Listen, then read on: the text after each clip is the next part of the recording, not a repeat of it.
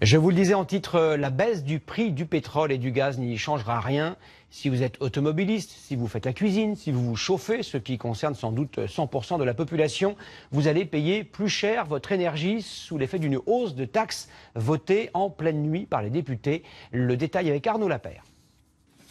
La facture énergétique, c'est déjà un poste de dépense important pour un couple avec 2 enfants, parce qu'elle englobe le chauffage, la consommation électrique pour s'éclairer ou faire fonctionner les appareils de la maison, et enfin, la voiture. Mais en 2016-2017, cette facture sera plus douloureuse. Le gouvernement a en effet modifié la fiscalité des carburants pour des raisons écologiques. Il espère ainsi limiter l'utilisation des énergies les plus polluantes. Concrètement, si vous roulez au gazole, si vous utilisez une chaudière au fioul, vous serez très pénalisé.